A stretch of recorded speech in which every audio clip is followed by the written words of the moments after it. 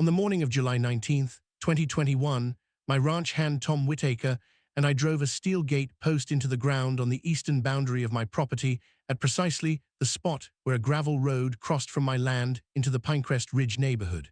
It took us about 3 hours. The gate was heavy, galvanized steel, the kind that doesn't move in wind and doesn't rust in snow. When we were done, Tom padlocked it, handed me the key, and stood back and looked at it the way a man looks at something built correctly. Behind that gate, up that gravel road, sat 50 homes, 50 families, one homeowners association. And as of that morning, not a single one of them had a legal way in or out. I hadn't lost my temper. I hadn't broken a single law.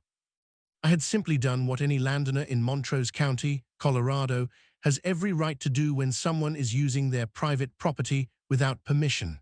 I locked my gate. My name is Dorothy Hargrove. Most people who know me call me Dot. I am 67 years old. I have lived on this ranch my entire life, and I want to tell you exactly what happened in the spring and summer and fall of 2021, because it is a story about land and law and the particular arrogance of people who assume that because something has always been a certain way, it must be allowed to stay that way forever. Let me take you back to March. My grandfather, Henry Hargrove, homesteaded this land in Montrose County, Colorado in 1931.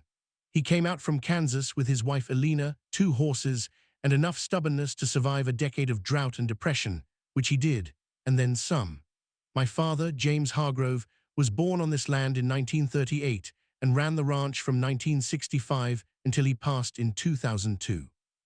I grew up here, went to Montrose High School, married Earl Hargrove, who was no relation but shared the name by coincidence, which made for a good story at our wedding, and came back to the ranch after college because there was nowhere else I ever seriously considered being. Earl and I ran 340 acres together for 31 years. Cattle, primarily Black Angus, some hay production, a small orchard on the south end that Elena had planted in the 1940s and that still produces apples every fall. Earl passed in October 2018 from a heart attack, quick and without warning, on a Tuesday morning in the barn. I have run the ranch alone since then, with the help of Tom Whitaker, who has worked for us since 2009 and who is as reliable a person as I have ever known. The land is deeded in my name. 340 acres, surveyed, recorded with Montrose County, as clear a title as you will find anywhere in western Colorado. I know every inch of it. I know which fence lines run true and which ones have drifted over the years. I know where the water table sits in August and where it sits in March. I know the eastern boundary the way I know my own handwriting, because my grandfather drew that line and my father maintained it, and I have walked it every spring for 40 years. That is why, when Tom flagged something on March 4th, 2021, I knew within about 10 minutes that what he had found was serious.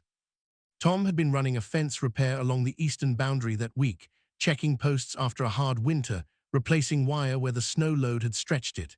He called me on my cell at around 2:00 in the afternoon. I was in the equipment shed working on the tractor.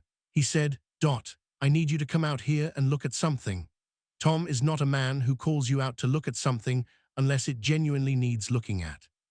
I drove the truck out to the eastern boundary, which takes about 12 minutes from the main barn, and found him standing at the edge of the gravel road that ran from the state highway up through what I knew as the old Becker parcel, which had been sold and developed into a residential community called Pinecrest Ridge sometime around 2017. The road was well maintained, graveled, wide enough for 2 vehicles, and it crossed a strip of my property for exactly 280 feet before it reached the boundary of the Pinecrest Ridge development. Tom had the deed map folded open in his hand. He pointed at the road. He pointed at the map. He said, "This road is on our land." I looked at the map. I looked at the road. I walked the line myself, using the survey markers that my father had set in concrete in 1978, which was still exactly where he'd put them. Tom was right. 280 feet of the only paved and graveled access road serving Pinecrest Ridge sat squarely on Hargrove Ranch land, not adjacent to it, not near it, on it. I stood there for a moment in the cold March air looking at that road, at the tire tracks in the gravel from the morning's traffic, at the mailboxes visible in the distance at the entrance to the neighborhood, and I thought about what that meant. 50 homes, One road in, one road out, and the road was mine. I did not celebrate. I did not feel a surge of power or satisfaction. What I felt, standing there in that cold, was something closer to exhaustion. Because I knew, before I had made a single phone call or written a single letter, that this was going to be a fight. Not because I wanted one, but because the people on the other end of that road were going to make it one. I called Carl Benson's office the following Monday, March 8th. Carl was a land and property attorney in Montrose who had handled two matters for me in the previous decade, a boundary dispute with a neighboring rancher in 2014 that we resolved without litigation, and a water rights question in 2019 that required a formal filing with the state. He was thorough, methodical, and he did not waste words. I drove to his office on March 12th with the deed, the survey markers documentation, the county parcel map, and the photographs Tom had taken of the road and the boundary markers. Carl spread everything out on his conference table and spent about 45 minutes reviewing it while I sat across from him and drank bad coffee from a paper cup. When he looked up, he said, "This is unambiguous. That road crosses your deeded property. There is no recorded easement in Montrose County. There is no prescriptive easement claim that would hold up because the road was constructed in 2017, which is nowhere near the statutory period required in Colorado. The developer who built Pinecrest Ridge either didn't do a proper title search or chose to ignore what it showed them. Either way, that road is on your land and you have not consented to its use." I asked him what my options were. He said, "You can demand they stop using it immediately, which is your right. You can negotiate a formal easement agreement, which is probably the most practical path, or you can do nothing, which I don't recommend, because continued use without objection could complicate things down the road." I told him I wanted to try the reasonable path first. He said that was the right call. On March 28, 2021. Carl sent a formal certified letter on my behalf to the Briarwood, "I'm sorry," to the Pinecrest Ridge Homeowners Association. The letter was professional and measured. It explained that a recent review of county records and a physical inspection of the eastern boundary of the Hargrove Ranch had confirmed that the primary access road serving Pinecrest Ridge crossed 280 feet of privately owned land belonging to Dorothy Hargrove. It noted that no easement had been recorded with Montrose County. It requested a meeting to discuss the establishment of a formal recorded easement agreement at terms to be negotiated in good faith. It gave them 15 days to respond. Richard Calloway called Carl's office on day 14. I want to tell you about Richard Calloway because understanding Richard is important to understanding everything that followed. Richard was 63 years old and had moved to Pinecrest Ridge in 2019 after a career as a real estate developer in Denver. He had made money, enough money to retire to a mountain community and buy a 4-bedroom home with a view of the San Juan Range. And he had, in the manner of certain men who arrive in a new place with more resources than roots, immediately inserted himself into the Homeowners Association and worked his way to the presidency within 18 months. He was not from Montrose County. He had not grown up around ranching or land ownership or the particular culture of rural western Colorado, where property lines are not abstract legal concepts, but physical realities that people have lived by for generations. He was a developer, which meant he understood land as inventory, as something you move and improve and sell. He did not understand it as something you inherit and maintain and pass on. These are not the same relationship with land, and the difference matters enormously. Richard called Carl's office and said, according to Carl, that he appreciated the letter, but that the situation was likely a misunderstanding, that the road had been in use since 2017, that the HOA had done nothing wrong, and that he was sure they could clear this up quickly. Carl explained again that the title search was clear, that no easement had been recorded, and that Mrs. Hargrove was seeking a formal good faith negotiation. Richard said he'd have the HOA's own attorney take a look and get back to them. The HOA meeting was April 6, 2021, and I attended in person. I drove my truck into Pinecrest Ridge for the first time, up that gravel road, across my own land, and parked in the community center lot. The meeting room was a nicely appointed space, wood paneling, a mounted screen, comfortable chairs. About 30 residents were present, plus the 3 board members, Richard, Craig Novick, and Linda Ferris. I took a seat near the middle. Richard ran the meeting with the ease of a man who enjoyed running meetings. When he got to my item on the agenda, he introduced it as a property question from a neighboring landowner, which was technically accurate but framed in a way that made it sound like a minor administrative matter. I stood up. I introduced myself. I explained calmly and in plain language what Carl's research had confirmed. 280 feet of your access road sits on my private deeded property. No easement has been recorded. I am here to discuss a formal agreement. The room was quiet for a moment. Then Richard said, Mrs. Hargrove, I appreciate you coming in. The road has been there since 2017. 4 years of continuous use establishes certain rights under Colorado property law. I looked at him. Mr. Calloway, I said, what is the statutory period for a prescriptive easement claim in Colorado? He blinked. I believe he started. It's 18 years, I said. The road has been there I have one question for this board. Has anyone recorded an easement with Montrose County? The room was quiet. Richard looked at Craig. Craig looked at his hands. Linda Ferris looked at me with an expression I could not quite read. We'll look into it, Richard said. He never did. I hired a licensed land surveyor named Dennis Park out of Grand Junction, who came out on April 22nd and spent 2 full days on the eastern boundary with his equipment. His report was delivered on July 14th, 2021. It confirmed, with precise measurements and GPS coordinates, that 280 feet of the Pinecrest Ridge primary access road sat on Hargrove Ranch property, beginning at survey marker HR 14E, which my father had set in 1978, and ending at the legal boundary of the Pinecrest Ridge development parcel. The encroachment was not ambiguous. It was not a matter of inches. It was 280 feet of road, clear as anything on a map. Carl filed the survey with Montrose County on July 15th and sent the HOA a formal legal notice the same day. The notice was direct. It stated that the survey had confirmed the encroachment, that no easement existed, that Mrs. Hargrove had attempted in good faith to initiate a negotiation in March and had been given no substantive response in 3.5 months, and that Mrs. Hargrove was now requesting a formal easement proposal from the HOA within 5 business days. 5 days passed. On day 6, a letter arrived from the HOA's attorney, a man named Gary Prudhomme, whose office was in Denver.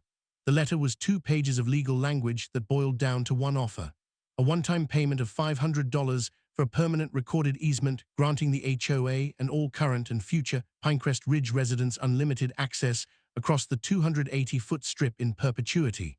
$500 for permanent access across my grandfather's land. I read that letter at my kitchen table on a Thursday evening with Tom sitting across from me. Tom read it, set it down, and said, "That's insulting." "Yes," I said, "it is." I called Carl that evening. He said, "What do you want to do?" I said, "We are done negotiating for now. I'm putting up the gate." He said, "That is entirely within your legal rights. I'll prepare the documentation." On the morning of July 19th, 2021, Tom and I loaded the truck with 2 steel gate posts, a heavy galvanized farm gate, a padlock, concrete mix, and a set of no trespassing signs printed with my name and Carl's contact information. We drove out to the eastern boundary. We dug the post holes at the property line, exactly at survey marker HR 14E. We mixed the concrete, set the posts, waited 2 hours for the initial cure, hung the gate, attached the signs, and padlocked it. I stood back and looked at it. The gravel road ran up to the gate and stopped. Beyond the gate, the road continued up to Pinecrest Ridge, to 50 houses, to the mailboxes I could see from where I stood. Tom handed me the key. It was a small, ordinary key, the kind that comes with a master padlock, and I put it in the front pocket of my jeans. We drove back to the barn. The gate had been up for approximately 16 hours when Richard Calloway arrived the next morning. I was eating breakfast at 7:40 a.m. on July 20th when Tom knocked on the back door and said, "You've got company at the gate." I drove out in the truck. Richard's car, a black GMC Yukon, was parked on the Pinecrest Ridge side of the gate. Richard was standing outside it. He was wearing a fleece vest and an expression that I recognized immediately as the expression of a man who has just discovered that reality does not align with his assumptions and has not yet decided how to respond to that. I pulled up on my side of the gate and got out. We stood on opposite sides of the locked gate in the July morning sun, and I waited for him to speak. "Mrs. Hargrove," he said, This gate is blocking access to 50 homes. Yes, I said, it is. You can't do this.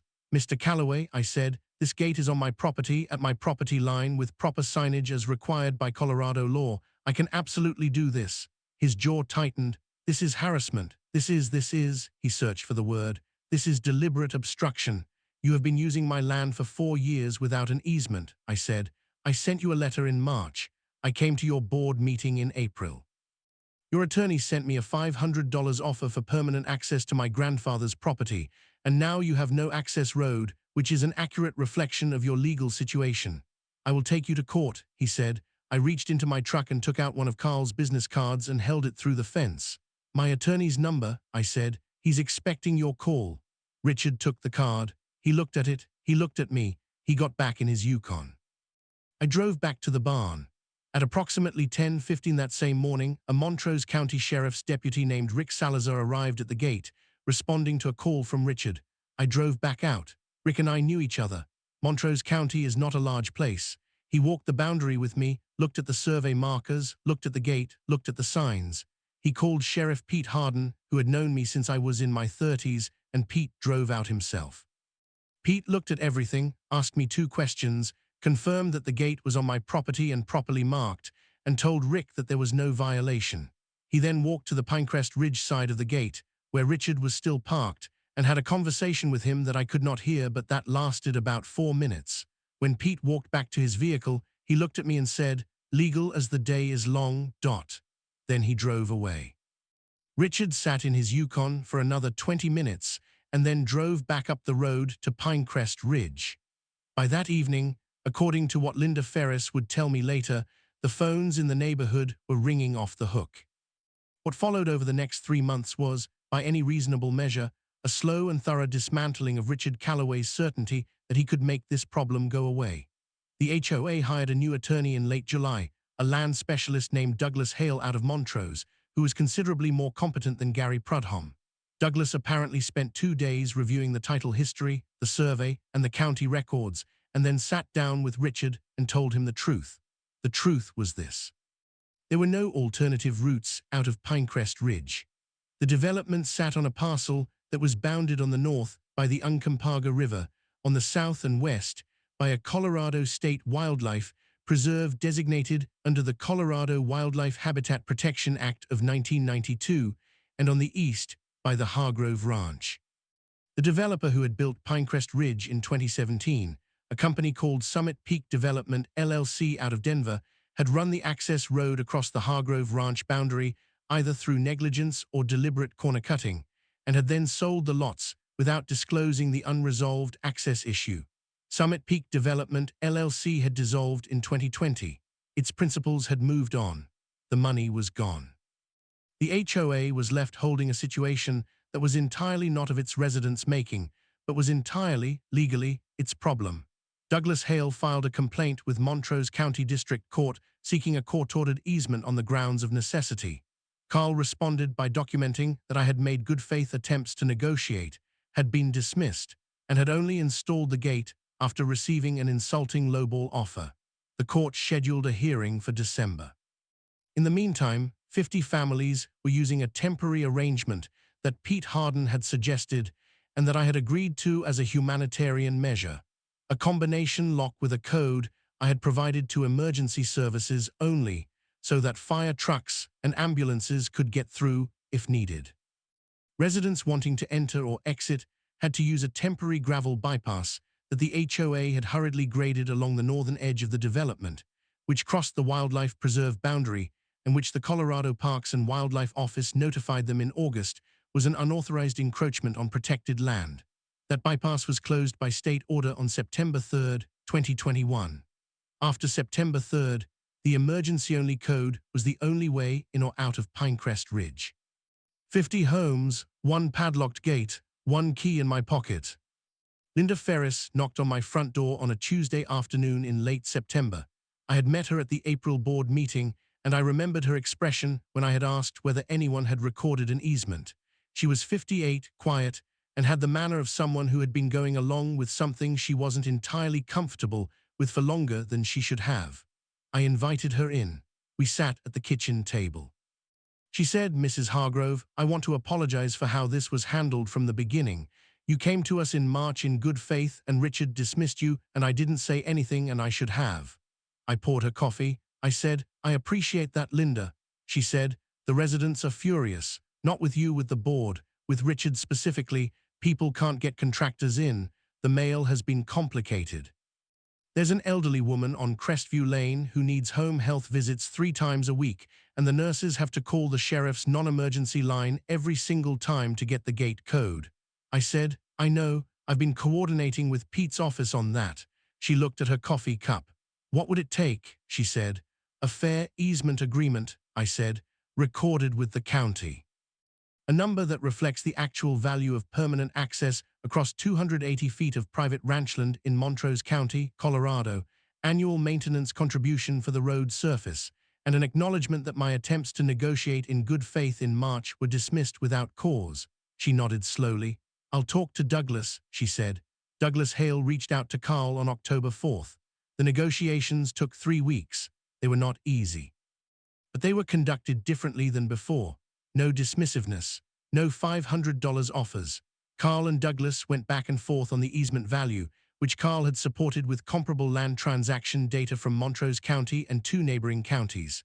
On November 3, 2021, I drove to Carl's office on a Wednesday morning and signed an easement agreement with the Pinecrest Ridge HOA.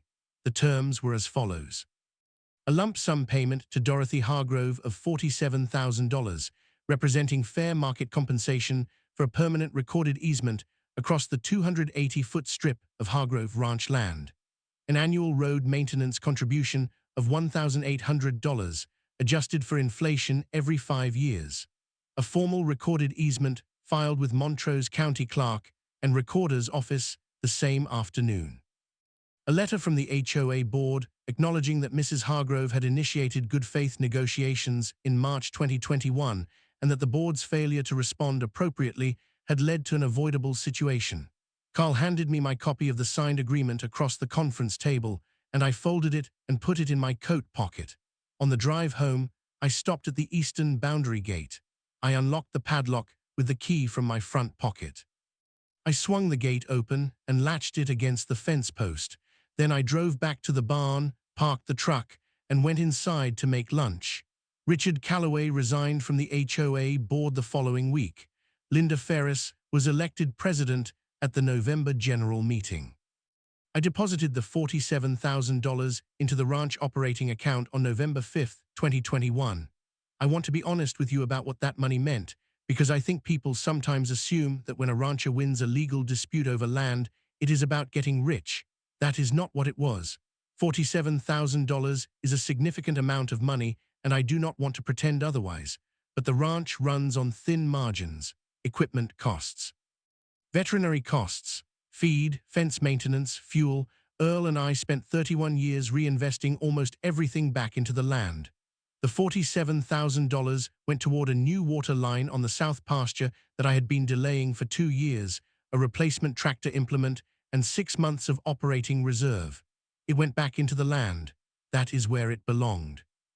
What I thought about most in the weeks after the settlement was not the money, and not Richard Calloway, and not the gate. I thought about my grandfather, Henry Hargrove, driving out from Kansas in 1931 with 2 horses and enough stubbornness to survive. I thought about my father, James, walking that eastern fence line every spring with a coffee can of Staples and a fencing tool, keeping it true. I thought about Earl, who used to say that land doesn't lie to you the way people sometimes do. The survey markers my father set in 1978 were still exactly where he'd put them. They had been telling the truth for 43 years. All it took was someone willing to go out there and look. Tom and I walked the eastern boundary together on the first Saturday of December 2021, our regular winter inspection. Gate was still there, latched open now, the road running freely through it. We checked the fence posts, replaced 3 staples, noted a section of wire that would need attention in the spring. The gravel road surface was in decent shape, which was part of the easement agreement. The HOA was now formally responsible for maintaining it. On the drive back to the barn, Tom said, "Your dad would have handled it the same way." "Exactly the same way," I said, "except he probably would have put the gate up sooner." Tom laughed.